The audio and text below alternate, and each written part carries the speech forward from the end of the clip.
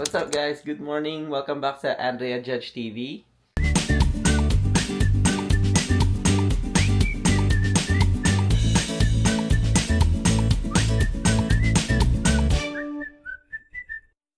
And yes guys, for today's video is gagawa tayo ng another weekend vlog. And currently it's I think 6 AM. Pero madilim pa guys, no? Medyo madilim sa labas. Ayan, so magbabasketball tayo today. Kasama dun sa Cheetown Ballers, no? Medyo marami-rami kami maglalaro today kasi ang dami nag-sign up. I think 25 kami. And one court lang. And yung talagang nag-organize si Jeff is wala kasi birthday nung anak niya. So nakiusap kong ako yung pwedeng mag-set or ako yung mag-facilitate doon sa game. So kaya maaga tayo guys. And para makapag-sign up sila doon and ma-organize natin yung mga laro doon. And ayan. And gagamitin na natin to guys. Let's go. So tingnan natin guys. No? So hopefully maging okay. And wala tayong injury na makuha. Tingnan natin. And update ko kayo kung ano yung feels neto, court feels neto mamaya. Sama lang kayo sa vlog natin today. And yeah, update ko kayo later. See ya!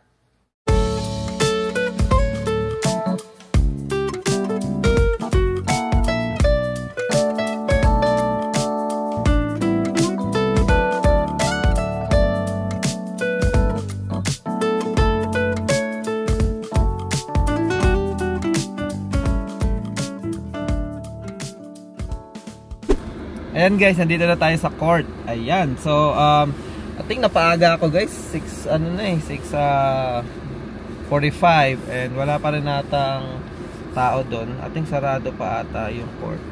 Ayan. So, abang-abang lang tayo guys hanggang magbukas yung court. And wala pa nakikita sa sasakyan. Parang ako pa lang ata yung nandito. So, ayan. Tingnan natin. Update ko kayo later. Gamit nga pala natin guys si Ringo. Ayan. So, titingnan natin guys, no? Kasi medyo marami-rami na nagre-request ng review or kung ano masasabi ko sa mga sasakyan, no? Itong si Ringo is a manual car, MX-5 may ata, no? So, wala naman akong ibang gagawin ngayong araw na to. So, try natin i-review after mag-basketball, no? Glimpse lang ba? Kung baga parang lang. Konting review lang kasi hindi naman tayo talagang car reviewer, no. So ayan, pakita lang natin kung ano yung alam ko and my experience using this Mazda MX-5 Miata. So tingnan natin guys. So update ko kayo later. See ya.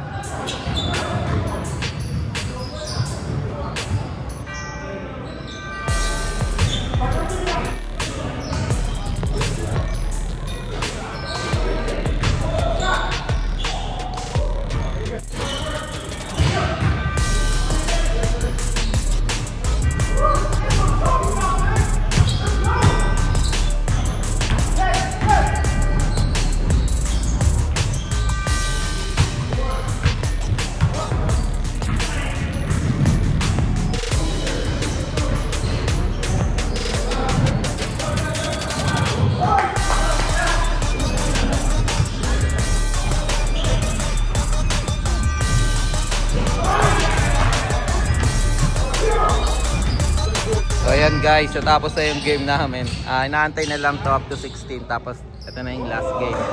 Ayan, so 9-12 yung score. Ayan, good game, good game. Ganda ng mga laro. Ayan let's go. Ayan scorer ulit natin Counter Strike boy. Ayan, shoutout Kuya Alan. Malupit yan. Ayan, tapos andun yung mga iba naglalaro. Ayan guys, na-testing na pala natin to guys. Ayos guys, ang sarap sa paa. Panalo. Medyo pa rin yung ankle ko, 'di ba? Di pa rin okay. Pero na-stabilize niya yung ko. May tape siya pero ang ganda ng grip. Ang ganda nung nung snag niya sa paa. Saka yung traction okay. So, ayan, update ko na lang siguro kayo later. Oh, sayang. So, later na lang. Later. What's up guys? Ayan, nandito na tayo sa bahay, no? So, yun nga, tulad nung nasabi ko kanina, bala ko sana i-review to si Ringo. Andiyan si Andrea, say hi, nag-vlog ako. Ayan, inayos na namin yung mga Christmas decor namin, no? So, ayan. So, since ang lamig kasi guys, ating nasa 20s and windy siya, bala ko sana pumunta sa isang park and gawa ng montage or B-roll si Ringo and while reviewing. Pero, dahil sa sobrang lamig, naisip ko dito na lang sa garahe. And pasadahan na lang natin guys, no, ng konting review o kung ano lang may share ko na review dito sa Mazda MX-5 Miata. So, ayan guys. So, ito ang Mazda MX-5 Miata. So, ano nga ba ang Mazda MX-5 Miata? So, it's a Japanese car. And, I think yung first release nito is yung NA.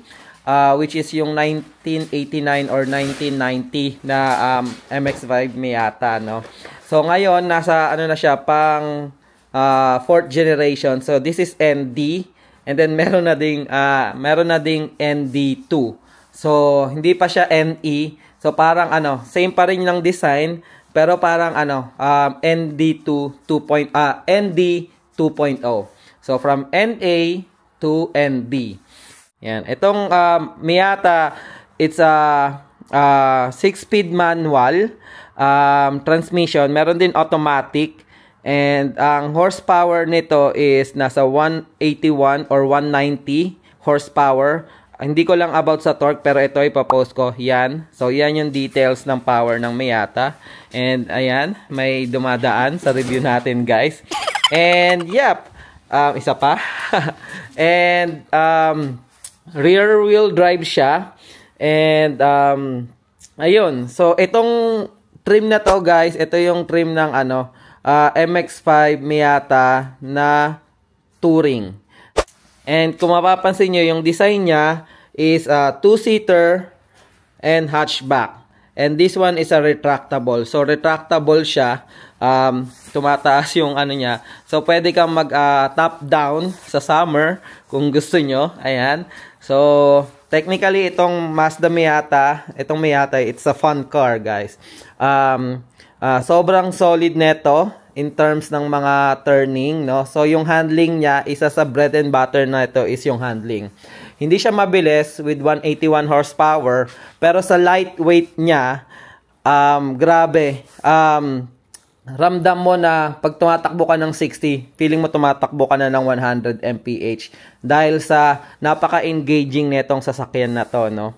So, ayan. So, mapunta tayo sa design. Ito yung looks niya. Kung ko-compare mo siya sa mga previous generation, ito yung pinaka parang sporty talaga tignan. Pero kung titignan nyo yung NA, grabe, yun yung iconic na pop-up headlight. Pero ating binan na yon dahil sa safety issue. So lahat na ng mga Mazda Miata or other cars na may pop-up headlights, hindi na siya nire-release. So yun yung front facing niya, guys. So, next time, gagawa tayo ng montage, no, sa malawak na lugar para at least medyo ma-discuss ko pa yung aesthetic ng Mazda Miata. So, ayan. Meron akong Luffy dyan. Ayan, madumi guys yung car. Hindi ko kasi nagagamit. Kanina ko lang nagamit dahil winter na. So, ito yung rims, guys. 17-inch na stock na wheels. So, maraming aftermarket na wheels for Miata. So, ito yung nagustuhan ko dito sa Miata, guys, kasi napaka-iconic niya. So, hindi nakakasawa tignan and marami yung aftermarket parts niya. So, pwede kang mag-custom ng Miata. Ang daming nagko-custom ng Miata, guys. Napakalawak ng Miata na club or mga group. So, ito yung likod. Dahil yung sa akin is Touring, meron din akong mini spoiler dyan na black and exhaust, 2-tip exhaust. And ayun, ito lang yung medyo dito, no. Ang dami nagsasabi hindi nagugustuhan yung antena dito sa likod. Pero may nabibili naman aftermarket na mas sporty dito na pwedeng palitan. Ayan. So, Sky Active Technology. Ayan. Yung likod niya. Nakasulat dyan, MX-5. And Sky Active Technology. So, sayang lang kasi it's called Miata, no? Pero wala kang makikita sa loob na badging ng Miata. So, mas maganda siguro kung mas i-emphasize pa nila na Miata. Pero kasi Ganito usually mga pangalan ng car ng Mazda, like CX-90, CX-7, so RX-7, RX-8. Ito is MX-5. So I think yung M stands for Miata. Pasok naman tayo sa loob. Ayan guys, so kung makita nyo, sensya na, makalat ayan, 2-seater.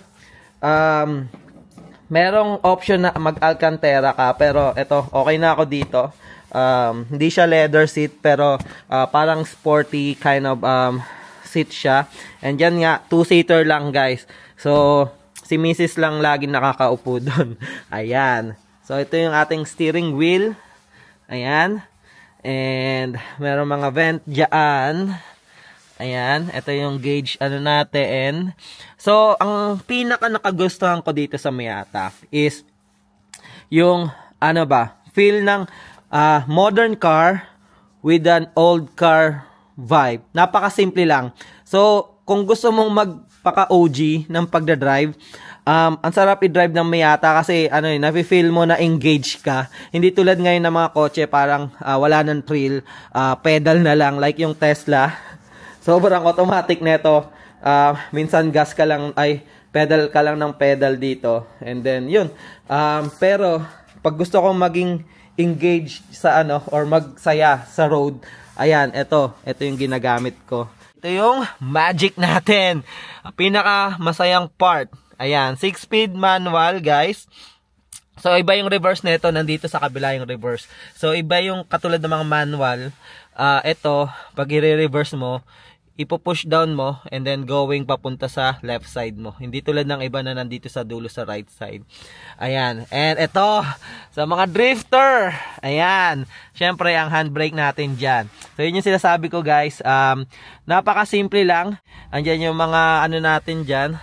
Control panel natin. Ito yung nila talaga ng Mazda. Is nandito yung control. So, pwede mo i-touchscreen doon pag nakapark ka. Pero, pag umaandar ka, ito yung pinaka-control mo, yung knob, para sa mga selection. Then, enter. Then, nandyan. So, meron din tayo dito. Napakaliit na cup holder, which is si Zoro, nandito. Ayan. And, meron din tayong dito, sa likod. Ito na yung parang storage natin kasi wala tayong glove compartment doon. So, ito na yung pinaka-storage natin dito. Red Bull, buksan natin. Ayan. Ayan. So, and then, syempre, ang passenger side, which is si Mrs. lang ang nakakaupo dyan sa kayong bag ko na to. Ayan. So, pag nagde-date kami, and gusto namin mag-road trip, dalawa kami, mamasyal, yan, dyan si Mrs. Tapos naka-top down ka. Gusto ko yung ganitong aesthetic. Ayan, dito. Pero pagdating dito, sa gitna, ayan, may vent na din, na single. And syempre, si Luffy, Gear 5. And then, meron din tayo dyan sa gilid. And then, kung makita nyo yung side panel, guys. Ayan. Wait. Ito yung nagustuhan kong touch sa Miata. Kasi, kung makikita nyo, guys, continuation from outside. So, yung iba, parang leather or suede. Pero ito, continuation ng color nung exterior mo. So, ang ganda ng touch. Ayan, napakalinis. Pula, and then dito leather with red stitching, and then yung mga carbon fiber lodi na dito connection. So parang sporty tayo, no? So ito yung sabi ko, manual na siya. Manual, and then napaka simple lang ng technology niya, pero na-touch ka pa rin ng medyo modern, no? Kasi push start button na dito, hindi siya key, yun dito. Ito yung 3 pedal, guys. Let's go. Ayan. So, clutch, brake, and then yung gas. So, pag i-start mo, press mo yung clutch. And then, start. Let's go. So, ayan yung maliit nating screen. Yan. Ito ang, so manual siya pero, ayan ang may touch pa rin ng pagka-modern. Ang ganda ng interface ng ng Mazda. So, pag umaandar ka, hindi mo na pwede matouch yan. Dito mo i-control. So, ito, gaganyan lang. Pwede mo na ilipat-lipat dyan. And then, pwede mo i-select. Ayan. Tapos back. Yan. So, ito yung ano niya. Then, ito. Nako, yung windshield natin. Kulang na. So, ito yung ano natin. Gauge. Yan. Woo! Ang sarap tingnan yan, guys. Pagka umaandar ka. Kasi pag sa Tesla nasasanay ako, wala ka masyado makikita. Ito, makikita mo yung RPM mo. Lahat. Tapos, naka-manual ka pa. So, ang sarap. Ang sarap ng ano, pakiramdam. Feeling mo racer ka. Pero, alam mo yun. Hindi naman ganun kabilis ang Mazda Miata, pero at least you can feel it kasi sa sobrang lightweight nito. So ayan, pakita ko yung bubong. So pe-press mo dito pag gusto mo mag-down, drop down. Ayan. So ito siya. Tingnan natin. So tumatagal to, I think 11 seconds. Ayan. Ayan, oh. Let's go. 11 seconds yung ano niya. Nasa 10 to 11 seconds yung pag top down niya. And then nasa certain ano lang siya. Speed ka dapat like 5 miles per hour or naka-stop ka pag magta-top down ka. So make sure pag magta-top down ka, it is sana hindi umuulan, or kung alam mong uulan, mag-park ka muna and then isarado mo yung top down mo. So hindi mo siya pwedeng i-top down o ibalik yung bubong kapag umaandar ka. Ayan, so balik na natin, guys, no? So ayan. Ayan, no? Let's go. So ito talaga, guys, napaka fun car. Ayan, no? Tapos maglalak yan doon. Tapos tutunog na okay na. So for daily driving, okay ba ang Mazda Miata? Para sa akin, okay siya, pero hindi sa mga winter state. Like sa California, yan, pwede ka mag daily drive neto kasi napakaganda. Fuel efficient, I think nasa 32 to 36 mpg, miles per gallon, ang Mazda Miata sa highway. And then nasa like 30 to 34, kung di ako nagkakamali, kapag ka nasa city ka. So napakatipid ng gas nito. So nagpagas ako kanina ng $20. Ayan, no, almost full na naman, no. Ayan, no, nandiyan, no. So from empty to almost full, $24 lang. So kung i-drive mo siya daily, napakatipid, and manual transmission pa. Alam naman natin, 'di ba, yung mga story kapag naka-manual, pwede mo matipid yung gas mo. So ayan, and then yung handling niya napaka-komportable. Although it's two-seater, guys, no, pero para sa akin as Asian, maliit, nasa 5'4" lang ata ako, napaka-komportable ko sa upuan na to. Pero kung malaking tao ka, guys, I think Mazda Miata, pag-isipan mo muna kasi napakaliit lang talaga ng kotse na to. And then kasyang-kasya para sa amin ni Mrs. lang to. Komportable kami. Ayan, and pagka mga nasa winter state ka naman, pag winter, pagka icy yung road, nasa freezing point, like nasa 20s or below 20s yung ano mo, temperature mo, wag na mong gamitin kasi light lang talaga unless mag default ka like winter's tire and then maglagay ka ng pabigat sa sasakyan. Pero ang daming ano eh. So sa akin, inaano ko lang siya pag mga ganito, winter nga pero sunny sa labas ngayon, nasa mga 30s. So hindi freezing yung lupa, hindi mabasa, hindi ma-snow. So nagagamit ko siya. So gagawin din natin ng review yan, and next natin yan para sa mga subscriber natin na nag-ask ng review about sa mga kotse kasi lagi daw nila nakikita sa garahe and they want to know kung ano yung mga difference and review ng mga sasakyan. A few inches later. So ayan, guys, nasa loob na tayo ng bahay. Ayan, siguro dito ko na, guys, tatapusin yung vlog, no. Salamat sa pagsama sa akin ngayong umaga. And sana ayan, nagustuhan ng ninyo yung konting review about the Mazda MX-5 Miata, no. So ayan, inumpisahan ko sa Mazda MX-5 Miata, pero baka gawan ko pa ulit siya ng another content. Siguro sa mga spring or summer pag medyo uminit-unit na. Kasi gusto ko talaga yung in-depth parang car review talaga, no? Yung may mga b-roll pa na ganyan. Pero for now, yan, since ginamit ko siya, nalabas ko ngayong winter, which is napakasaya. Nag-enjoy ako kanina sa kalsada, no? Ayan, kaya ginawa na natin ng review. Yan, para at least kahit pa paano, habang iniintay yung pinaka-review, ayan, na-share natin yung konting details, ano. And then next, probably yung Tesla na Model 3 Performance. And then yung aming favorite car, no, na si Groot. Yan, si Groot is a Honda Odyssey 2015. So, van siya, 8-seater. And we love him kasi sa lahat ng travel namin, siya yung kasama namin. So, siya yung parang pag sinasakay namin ng family, kami lahat, at home kami. Ayun, siguro, yun nga, dito na namin tatapusin yung vlog. Actually, vlog ko lang yun. Sinama ko lang si Andrea. Ha? Nagugas na ako. Ayan. Ayan, guys, ha? Diba, nag-live kami nung kahapon nata yun.